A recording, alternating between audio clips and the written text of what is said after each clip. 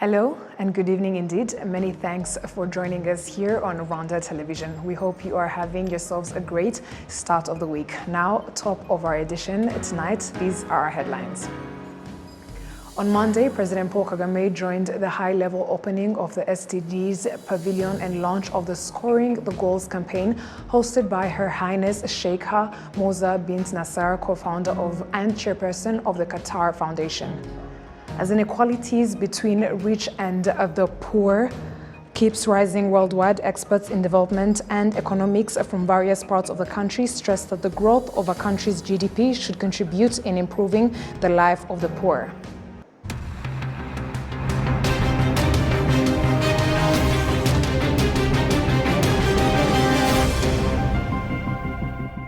Glad to have your company tonight, coming to you straight from the heart of Africa, Kigali. My name is Martina Abera. On Monday, President Paul Kagame joined the high-level opening of the SDGs Pavilion and launch of the Scoring the Goals campaign hosted by Her Highness Sheikha Moza bint Nasser, co-founder and chairperson of the Qatar Foundation. The Rwandan head of state emphasized that educating human beings right from childhood will enable people to understand the environment they live in, whether it is to do with the climate or other aspects of the environment. He said his country's leadership wants every child, as it would wish for the rest of the world, to have an opportunity to have an education. The president said Rwanda's leaders have been thinking about sustainability in every investment made in the country, in the people, and starting with education. Now, defense attachés accredited to Rwanda have witnessed the circumstances that led to the fatal shooting of a DRC soldier who crossed the Rubavu border and opened fire against RDF positions on the 19th November of 2022. We have more. The defense attachés accredited to Rwanda today, Monday, were led to a site visit to witness the circumstances of an incident in which a DRC soldier was shot dead in Rubavu district at Petite Barriere. The deceased soldier illegally crossed the border to Rwanda and opened fire at Rwanda Defense Force soldiers on guard at Mbungangari before being shot dead. The incident happened on Saturday, the 19th of November this year at 1 a.m. According to the RDF head of International Military Cooperation, Brigadier General Patrick Karuretwa, the visit was arranged by RDF following a request by the DAs who wanted to witness and ask questions regarding the incident. At Rubavu, the defense attachés were welcomed by the RDF 3 Division Head of Operations, Brigadier General Andrew Nyamvumba, who took them to Mbungangari, Rubavu, just a few meters from the Rwanda-DRC border. The DAs were shown how the FARDC soldier crossed with his gun and opened fire targeting RDF soldiers who were positioned on 2 towers just a few meters from the border. The RDF soldiers responded to the attack, killing the intruder before he could kill or wound anyone, as was explained by Brigadier General Nyamvumba. The general stated that the defense attachés were interested in understanding what kind of situation would make such incidents so frequent. He said the issue they have been discussing is what kind of orders or atmosphere would keep leading DRC soldiers to cross the border and conduct such senseless attacks. He said Rwanda's military is asking the DRC to refrain from such provocative actions. He further said that initially the DRC denied that the soldier belonged to their army and later changed their position on the matter after irrefutable facts were produced to prove the reality. The expanded joint verification mechanism was notified to record the facts, conduct independent verifications, and arrange for the repatriation of the body to the DRC.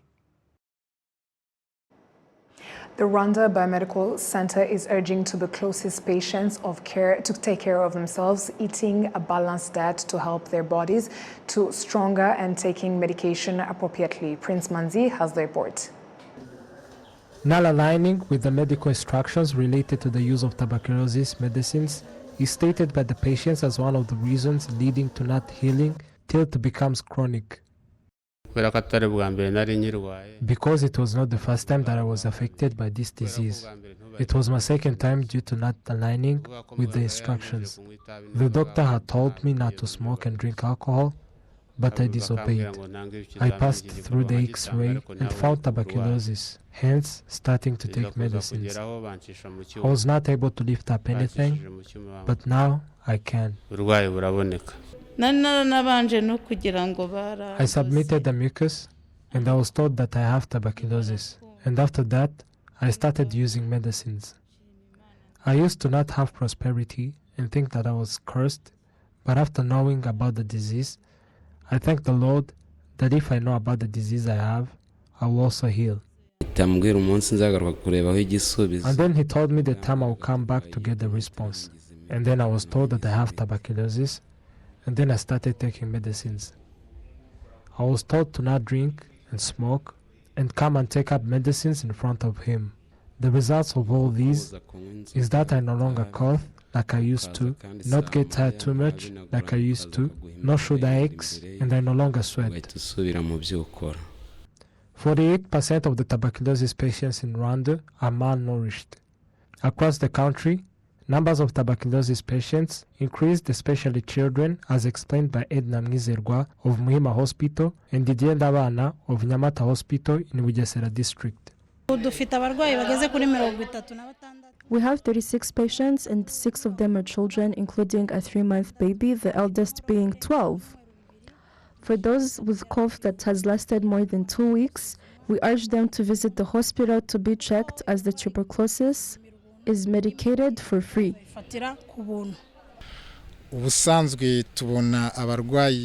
Numbers of patients visiting the Nyamata hospital increased. Usually, we acquired 6 to 13 per term, and in the last term, we received 21 patients. We are working with all sectors to find out the reason behind this drastic increase.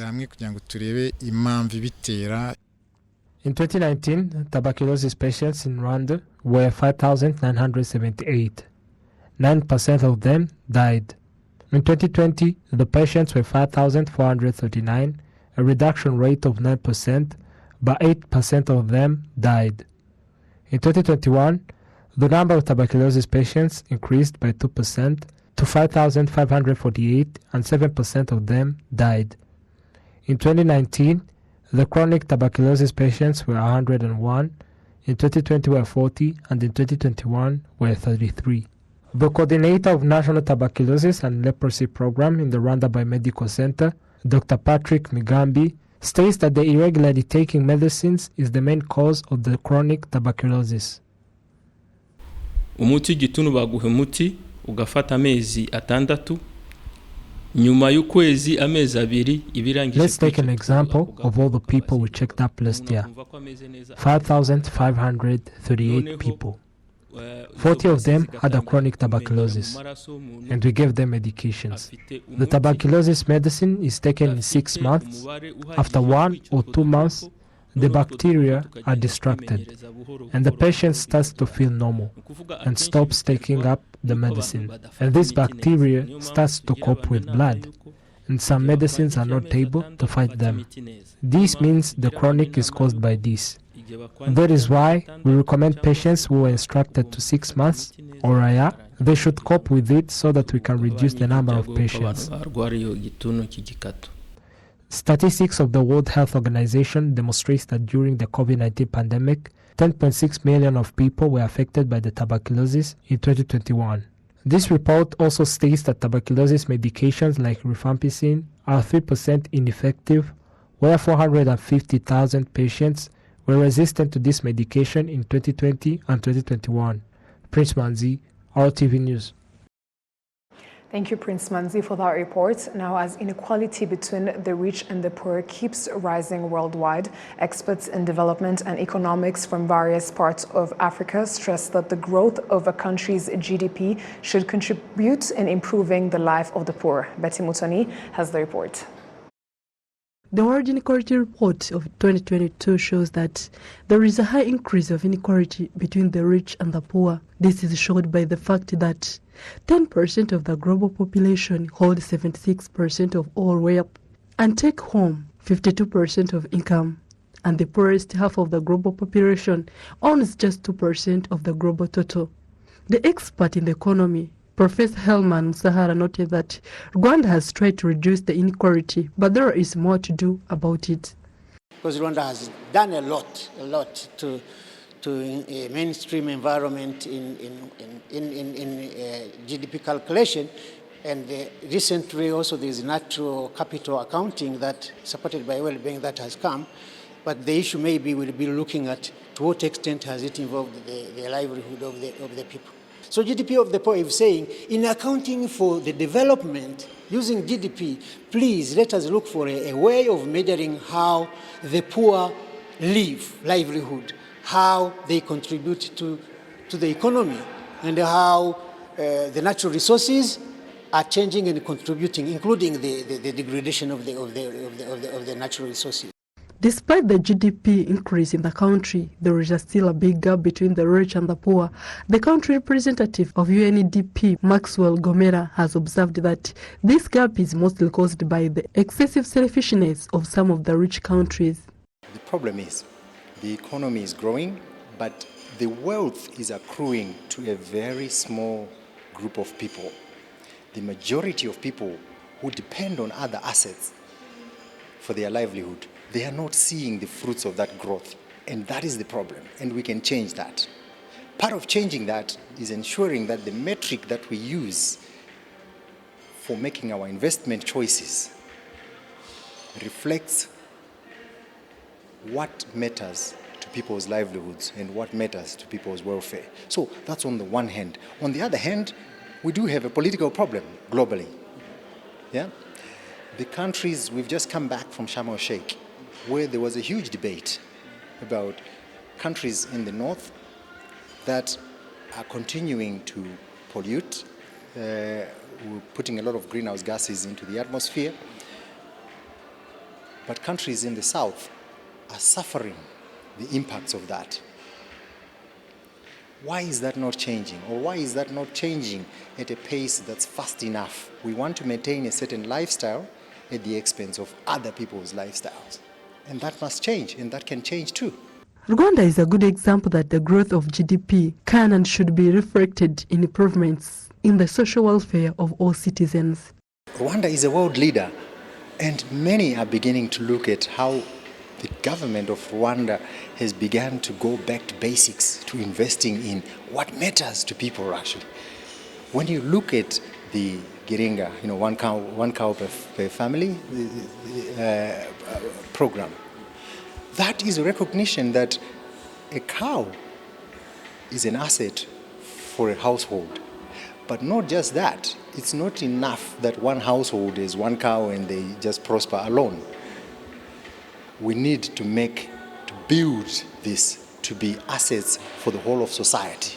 For 3 days, economic experts from different universities and international organizations that mostly work in Africa are gathered in Kigali to discuss how the country's economic growth can be better reflected in the wealth of its citizens. Betty Mutoni, RwandaTV News.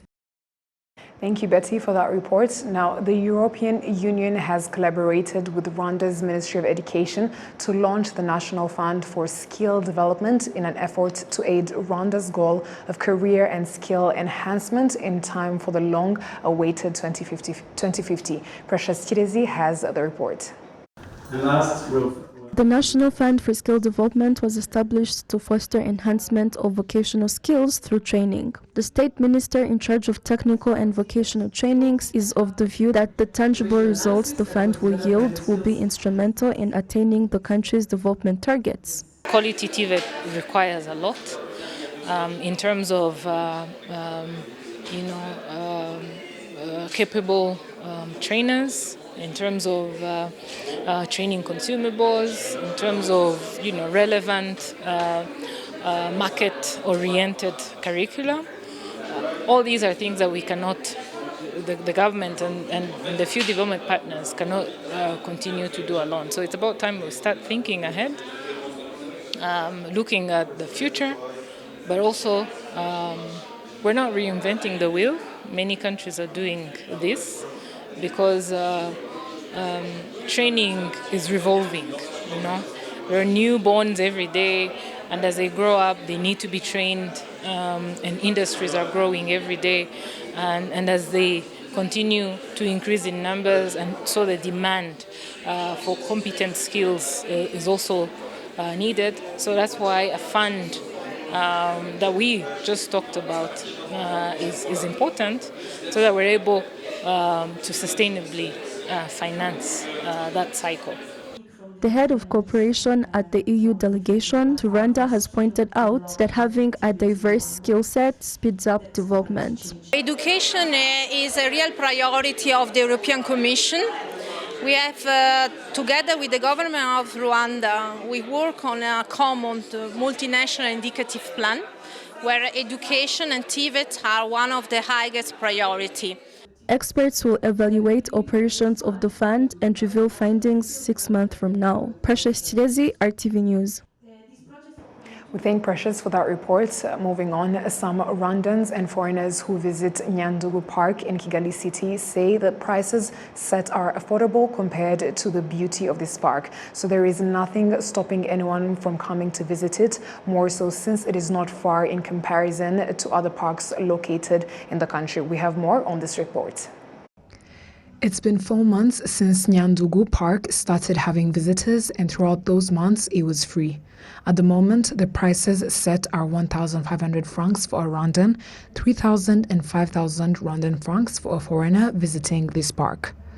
Amanda and Jonathan, British tourists who visited this park, insist that compared to other parks in other countries, the price of visiting Nyandugu is not expensive. Oh, super. This is our second visit to Kigali. And my job is a town planner in the UK, so I am very interested to come here because for us, finding open spaces in the cities is really important for biodiversity and for climate change, for the water. And so I think it's good for confidence and learn about the birds, the trees and all these things. I love the trees and the birds, and we love cycling. That was a high point. The entry price seemed to be very reasonable. For us, the books are quite expensive. They're more expensive than in the UK. The drinks are what, as Muzungu, we expect to pay. Activities held at this park start at 6 a.m. and end at 6 p.m., where visitors can explore 5 different parts of this park. Rwandans who visit it say that the fact that the park was brought close to them has helped those who love wildlife but are unable to go to the national parks that are located far.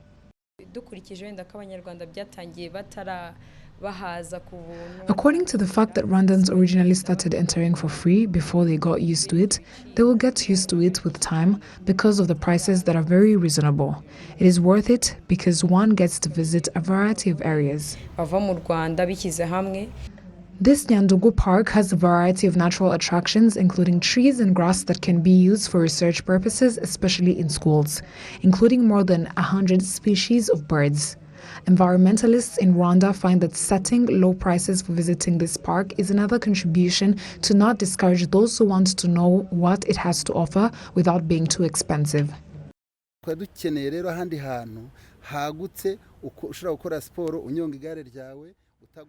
We really need a place like this with a lot of space where people can ride their bikes without bumping into cars.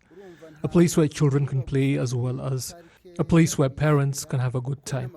I'm not saying this for tourism purposes, because the entrance fees are very affordable. I'm saying this because I believe more awareness needs to be done about this place and its benefits so that more places like this can be created. Requesting a visit to Nyandugu Park is done digitally through the website of the company QA Venue Solutions that manages this park, which is the way to request a visit to this park for a fixed fee. Students from 6 different nations who study at the Institute of Legal Practice and Development find that studying law goes with also having knowledge and history, since it will enable them to provide fair justice in their countries. Adams Kwizera has the report. On Monday, 100 students from the Institute of Legal Practice and Development, ILPD, including foreign students, visited the Kigali Genocide Memorial and the Campaign Against Genocide Museum. Some of the students explored the benefits of learning this history as future lawyers. We have learned a lot. We are lawyers to be, as far as we are learning and looking at the principle of genocide and the laws that govern genocide, and looking at exactly how victims are suffered and the way they have been subjected to. We have learned a lot that we don't want it to happen again in any of our country, either being Gambia, either being Cameroon or any African continent. We see really what happened, and we are here to mourn for the victims and to run for it to not happen it again. The acting rector of the Institute of Legal Practice and Development, ILPD, Dr. Sezirahiga Eve, says that the main reason for this visit is to teach foreign students also the Rwandan history. The benefits of this visit is first of all to share with our students the experience of Rwanda. First of all, to show that division, discrimination led to genocide against the Tutsi. And as we have many students coming from different countries, like Cameroon, where they still have this problem of French speakers and English speakers, is to show them that if they continue like that, they may end up with this, with the experience that Rwanda had. The 100 students are from Cameroon, Gambia, Ghana, Uganda, Burundi, and Rwanda. Adam Squizera, RTV News.